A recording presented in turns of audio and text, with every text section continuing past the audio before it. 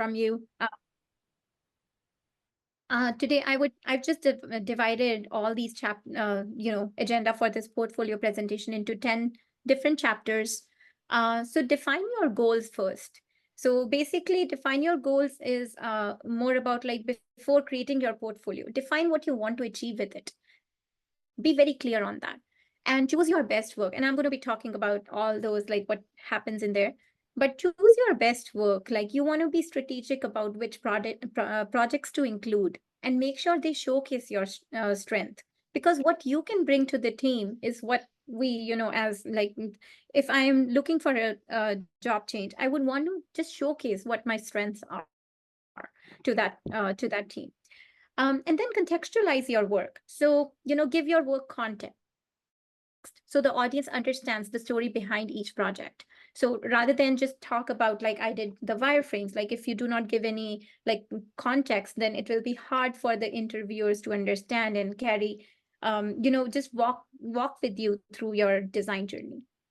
And fourth topic is going to be like visuals matter. So just work upon like high quality visuals and then provide those images, invest in high quality visuals that showcase your attention to detail and design skills. And you do not want like super tired eyes and we all work in front of the computer all day long to, just definitely, squint their eyes or try to see like what that image might be. So do not do that. Invest in high quality visuals. Now, case studies. Definitely dive deeper into few projects to demonstrate your design thinking and process. And that would require some sort of like thinking before you even start sitting in front of the computer and jotting things down. Like, just I am a very pen and paper type of person. So sometimes whenever, and I write a lot, so whenever I have to really think about like what to do, I first write all things like what's my goal, what's the problem I'm looking for, like what do I have. So just choose your case studies very diligently. And next project we have is like next topic we will have is storytelling. So use storytelling techniques to make your portfolio more relatable and memorable. And online platforms. So leverage online platforms to increase your portfolio's visibility and reach a broader audience. I don't know, there are so many avenues today, like, social media and just like, not social media, I would say like professional media. LinkedIn is your best friend at this time, right? Like if you have a portfolio, you can probably start, sending it to the recruiters or like the roles that you are looking for. So that type of thing always help. And consistency is definitely really important. Maintain consistency in your portfolio's design and content to demonstrate your attention to detail. So if you cannot be consistent in your designs, in your portfolio, that will catch eyes and will be hard for the audience to follow along with you. Like, you were talking about this project, but then you're all over the place. I'm not able to follow. So consistency is really important in your portfolio. Feedback and iteration. What do I mean by that is I will be talking about treat your portfolio as a living document and continuously seek feedback and opportunities to improve. Like I am never done with my portfolio. Like I can be honest, like, there are certain things that, I added my some new skills to my design palette.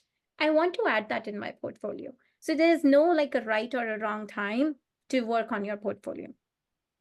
And last but not the least, conclusion. Start crafting your portfolio today and showcase your skills. So, and that's where you want to expertise to the world. So let's deep dive into like define your goals. Let's start from there. So what I meant by defining your goals, before you even start, showcasing your skills and expertise, you are walking into the room, or if it's a hybrid interview, like I don't know, remote interview, just introduce yourself as a person. Like every team, like you're going to end up working with, you're going to spend 8 to 10 hours of your day. So you want to be happy. First talk to them like, this is what I like to do, this is my hobby. maybe crack a joke so they remember that, oh, I interviewed that person, oh, that one who cracked that joke, right? Like just bring that humorous type of element into your about yourself. So just introduce yourself is super important in a portfolio. But at the same time, do not spend more than 30 seconds. Um, Showcasing skills and expertise. Now, there's so many projects that you have. Just decide what is your superpower or what do you want to be in your long-term design career. And just start with that, like showcase those skills and attract potential clients and employers saying that you want to be in the healthcare domain or you want to be in the telecom. So just try to narrow down like what is your focus, where do you see yourself excel. So attract potential clients or employees.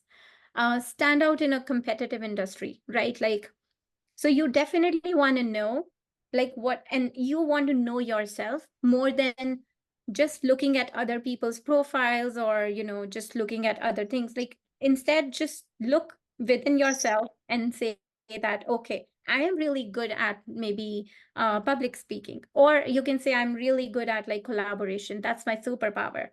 Collaboration actually is my superpower at work. So just say that. And how are you going to say that? So that is going to be part of like showcasing your skills. So choose your best work. So select projects that demonstrate your skills.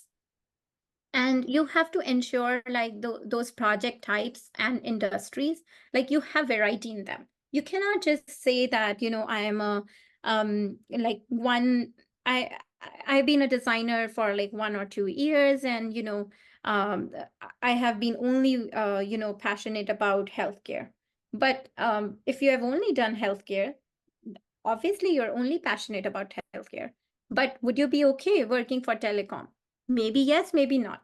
So try to diversify your projects. Or if you do not have those those many projects and you're starting your career, I always tell my university students, why don't you try out something new, like a new topic? Because every new domain industry brings up something or other, like new constraints, or you learn a lot about that subject, and that brings up like how to design when you have like a lot of like sometimes legal constraints. Like I worked for privacy at Microsoft for a long time, and there were so many things that just taught me how to think about customers perspective when there is a lot of like privacy issues, how to design around it. So having variety in project types and industries also makes your employer like understand that you understand how to design in like all those constraints. um, and limit the number of projects to avoid overwhelmness, right? Like if you come to me and say like, okay, I'm going to show you my presentation, my portfolio today, and you talk about like 5 to 6 different projects, and you only scheduled an hour with me, that would be seriously very hard for you to jump through one context to another and also provide me, which I'm going to say that, explain the problem and your role, describe your design process and decisions that you've taken, and highlighting outcomes and impact. If you only do like explaining the problem of those 6 projects and your role, I'll be like, okay. But then you did not describe me your design process and decisions. I'll be like, I don't know what you did. So make sure that you're covering all these 3 points in your portfolio. Otherwise, it won't be sufficient. The interviewer, the employer would not be able to get a sense of like, okay, you did all this. Maybe you explained me the problem and role and your design process and decisions. But if there was no outcome, why are you even proud of this project? Why did you even pick up this project? So talk about a project that had impact. If you tell me 10,000 customers were struggling with this type of experience, so I did a lot of iterations, this is my design process, and now that experience is being adopted by 1 million users. That's the impact we are talking about. So that's what, as an employer, they're looking for. Like, how did you make it like CSAT or usefulness or easy to use or something, like, just have an impact. It doesn't have to be in dollars all the time, but if you can also measure the impact from customer satisfaction, that's a huge impact. As I said, visuals matter. Definitely, you want to have like high resolution images. So if you're talking about high fidelity, the end product, and you're talking about your design process, you want to make sure that all the screens are laid out in a manner that, nobody has to squint their eyes. Nobody has to really zoom in into their face, into your computer and see like, oh, okay, this is what I'm looking at. So don't have text, either have text or have images. Like try to have your audience focus on one thing. And that is also another thing as a designer. You do not want to. Oh, I think somebody's talking in between. um, sorry, can we mute them? Or Yeah, I think he already muted. Yeah. oh, okay. Okay, good. Um, so just make it visually appealing and easy to navigate. So if you're basically showing your just high fidelity mockup, or you're talking through the details, but if it is too small, then definitely we'll be like, okay, you're talking about details, but you're not really showing me the detailed design yourself. So how are you actually getting your audience along with you through this journey? So make sure you have consistent branding and styling, even if you're talking about like, high fidelity mockups, and sometimes, you had like multiple iterations. Make sure when you're presenting your work, you're not showing like multiple iterations in the final product that you are going to showcase them.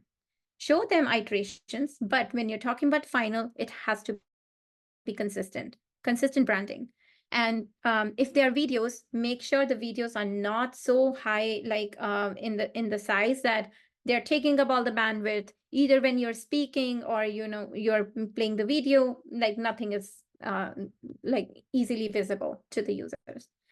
So those are my learnings from all the interviews I've taken throughout my career. I feel like sometimes designers just, they have done so much work, and then because they haven't really tried running the show on their own and recorded themselves a couple of times, they are not sure how it's going to go on the final day. So make sure you are running yourself like the entire show 1 or 2 times, recording it, so how impactful your presentation is, and if you're able to complete it in 1 hour or not. Now, case studies. Choose a few projects, and my ballpoint number I always tell people is like, do not go more than 3. And when I say 3, it is also like, choose a project that has like either user research, wireframes and prototypes, or and iterations. So decisions are basically like, I had disagreement with my service team, and how I navigated through that. Like, talk to me about the stories. So take me back to the time when you did this project. How did this happen? And for case studies, my thumb of rule is rule of thumb, or thumb of rule, I don't know, is like, go for like a star method, right? Like situation. What was the situation? Why did you even start working on this project?